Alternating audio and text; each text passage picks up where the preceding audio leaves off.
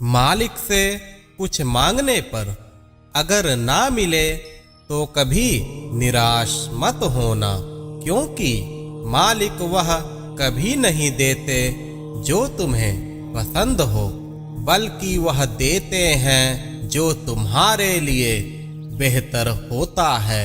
मेरे बच्चे, तुम अगर ईश्वर के शरणागत हो तो हमेशा धैर्य रखो, उन पर अखंड विश्वास रखो। उन्हें यह अच्छी तरह पता होता है कि तुम्हारे लिए क्या उचित है और क्या अनुचित।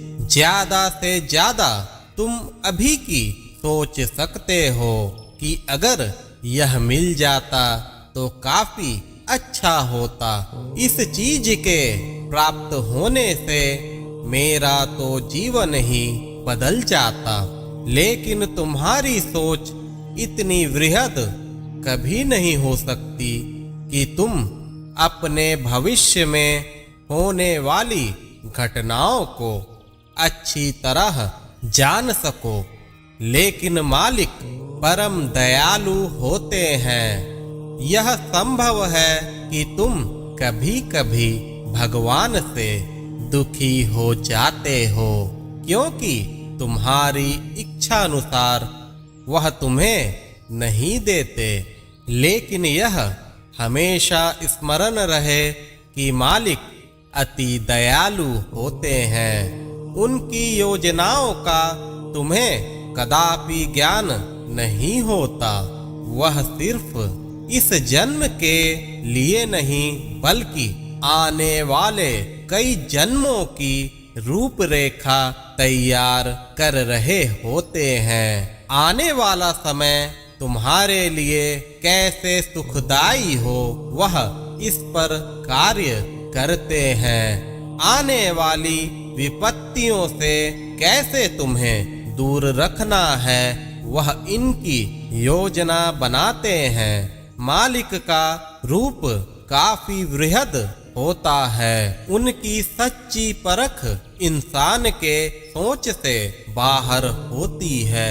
इतना अवश्य याद रखना, अगर मालिक ने तुम्हें अपनी शरण में लिया है और सच्चे मन से तुमने उनकी उपासना की है, तो तुम्हारा अहित कभी हो ही नहीं सकता। मेरे बच्चे, यह तो जीवन है और जीवन में सुख दुख आते जाते रहते हैं, लेकिन हमेशा धैर्य और हिम्मत से काम लेना चाहिए। मैं मानता हूँ कि कभी कभी दुखों की तीव्रता इतनी गंभीर हो जाती है कि दुख के भंवर में तुम खुद को डूबा डूबा महसूस करते हो।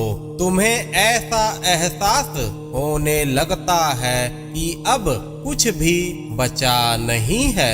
लेकिन इतना अवश्य याद रखना, कठिन से कठिन समय में ही तुम्हारी भक्ति की परीक्षा होती है। तुम मालिक के प्रति कितनी अधिक निष्ठा रखते हो, इस दुख के समय ही इसकी पहचान होती है। जो भक्त अत्यंत दुख में भी मालिक का साथ नहीं छोड़ता, मालिक उनका जीवन ही बदल देते हैं। मालिक के एक इशारे पर उनके जीवन में भरपूर खुशियों की सौगात आती है। उनकी भक्ति इतनी ज्यादा परिपक्व हो जाती है कि अत्यंत सुख में भी वो सुखी नहीं होते और अत्यंत दुख में भी वो दुखी नहीं होते।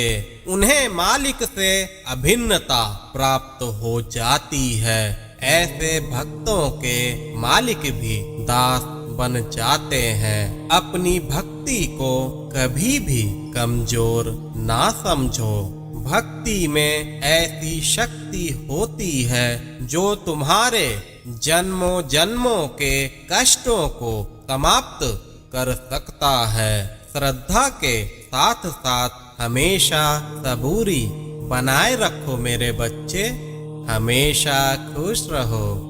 मेरा आशीर्वाद तुम्हारे साथ है।